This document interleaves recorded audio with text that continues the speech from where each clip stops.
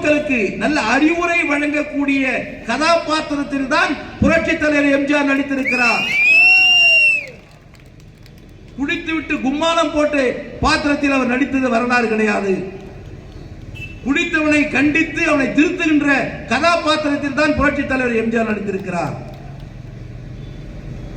அப்படி படத்திலேயும் நேர்மையானவர், படத்திலேயும் நல்லவர், படத்திலேயும் மனிதநேயமிக்க தலைவர், படத்திலேயும் தாய்ப்பாசம் கொண்ட தலைவர், படத்திலேயும் சகோதரி சகோதரர்களாக பார்க்கக்கூடிய தலைவர், இப்படி நடித்த காரணத்தினால் மக்களும் இவர் உண்மையானவர், நமக்காகவே இருக்கின்றவர், நமக்காகவே நடித்துக் கொண்டிருக்கின்றவர், நமக்காகவே பணத்தை சம்பாதித்து நமக்காகவே கொடுத்துக் கொண்டிருக்கின்றவர். எந்த நடிகனாவது கொடுத்திருக்காங்களா? எந்த நடிகனாவது கொடுத்திருக்காங்களா? தமிழ்நாட்டில் சம்பாதிச்ச காசு முழுசும் மக்களையே கொடுத்தவர் புரட்சி தலைவர் எம்ஜிஆர். அதான் 8வது கொடைவள்ளல். எல்லாருமே எதிரி கூட இதில் தப்பு சொல்ல முடியாது. இன்னைக்கு திராவிட முன்னேற்ற கழகத்தில் இருக்கிற 2ஆம் தலைவர் பொதுச்செயலாளர் இருக்கிற துரைமுருகன் கூட அவருடைய கல்வி செலவை புரட்சி தலைவர் எம்ஜிஆர் கொடுத்துதான் அவர் கல்வி செலவை காப்பாற்றினார். அது மேடையிலே சொல்றார் துரைமுருகன். அண்ணன் எம்ஜிஆர் என்ன எல்லாத்திலையும் காப்பாற்றினார். ஆனா எனக்குன்னு ஒரு கொள்கை இருக்கு, எனக்கு கருணாநிதி தான் பிடிக்கும். ஆனா தலைவர் தப்பா சொல்லலையே. எதிரியும் கருணையோடு பார்க்கக்கூடிய ஒரு தலைவன் நாட்டில் இருக்கிறார் என்று சொன்னால் புரட்சி தலைவர் எம்ஜிஆர் தான். இயேசுபிரான் ஒரு கண்ணத்தை அடித்தால் மறு கண்ணத்தை காட்டு என்று சொன்னார் இயேசுபிரான். நாம நேரா பார்க்கல, இயேசுபிரான நாம நேரா பார்க்கல. ஆனா அவர் சொன்ன கருத்தின் அந்த கரு இருக்கிறதே, அந்த கருவிற்கு சொந்தக்காரர் புரட்சி தலைவர் எம்ஜிஆர். இறுதி நாட்களில் தான் வாழ்ந்த வீட்டை கூட தன் உறவுகளுக்கு கொடுக்கவில்லை. தனக்கு கிட்னி ஃபெயிலியர் ஆயிடுச்சு, அவன் அண்ணன் மகன் தான் கொடுக்கிறான். அவன் அண்ணன் மகளுக்கு கூட அந்த வீட்டை கொடுக்கல. யாரு கொடுத்தாருன்னா காது கேட்காத, கண்ணு தெரியாத குருடர் அந்த குழந்தைகளுக்கு படிக்கிறதுக்காக தான் வாழ்ந்த இல்லத்தையே கொடுத்த தலைவன் புரட்சி தலைவர் எம்ஜிஆர்.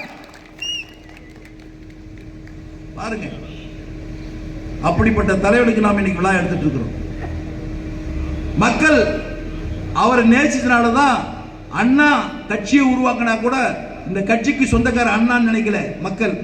எம்ஜிஆர் தான் இந்த கட்சிக்கு சொந்தக்காரன் நினைத்திருக்கிறார்கள். அந்த நடிகர் எங்க?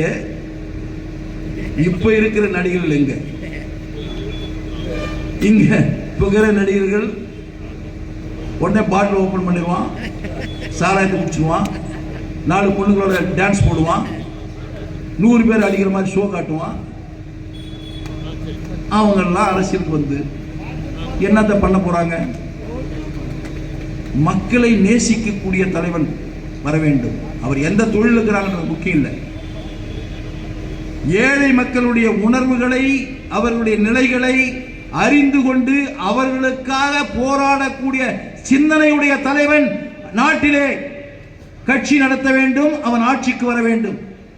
அந்த சிந்தனை உடைய தலைவனாக புரட்சி தலைவர் எம்ஜிஆர் அவர்கள் அனைத்து இந்திய அண்ணா திராவிட முன்னேற்ற கழகத்தை உருவாக்கி அவரோடு மட்டும் நின்று விடாமல் ஒவ்வொரு தொண்டனையும் அதே போல தாய் உள்ளத்தோடு செயல்பட வேண்டும் என்பதற்காக உருவாக்கி மறைந்த தலைவனுடைய பிறந்த நாளிலே நாம் ஒரு சபதம் ஏற்போம்.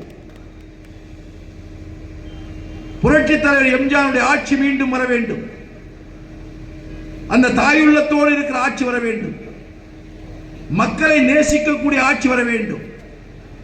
மக்களை பாதுகாக்கக்கூடிய ஆட்சி வர வேண்டும். உண்மையான மக்களுடைய தேவைகளை பூர்த்தி செய்யக்கூடிய ஆட்சி வர வேண்டும். மக்களுடைய எண்ணங்களை தெரிந்து கொண்டு அதற்கேற்றவாறு செயல்படக்கூடிய ஆட்சிகள் வர வேண்டும். தர்மமும் நியாயமும் தலை துவங்கக்கூடிய ஆட்சி வர வேண்டும். பாதிக்கப்பட்டவனுக்கு சட்டம் உடனடியாக அவனுக்கு பாதுகாப்பு கொடுக்கக்கூடிய ஆட்சி வர வேண்டும். அந்த ஆட்சி எது என்று சொன்னால் அது அனைத்து இந்திய அண்ணா திராவிட முன்னேற்ற கழக ஆட்சிதான். அந்த ஆட்சியினுடைய பொதுச் செயலாளர் இருக்கின்ற எடப்பாடியார் அவர்கள் கடுமையாக உழைத்து நாட்டு மக்களிடத்தில் எடுத்துச் சொல்லி மீண்டும் முதலமைச்சர் பொறுப்பேற்பதற்கு புரட்சி தலைவர் எம்ஜிஆருடைய 109வது ஆண்டு பிறந்த நாள் விழாவிலே சபதம் ஏற்போம், உழைப்போம், வெற்றி பெறுவோம். மீண்டும் அண்ணாவின் ஆட்சியை, புரட்சி தலைவர் எம்ஜிஆருடைய ஆட்சியை, புரட்சி தலைவி அம்மாவுடைய ஆட்சியை எடப்பாடியார் தலைமையில் அமைப்போம் அமைப்போம் அமைப்போம் என்று உறுதி கூறி விடைபெறுகிறேன். நன்றி, வணக்கம்.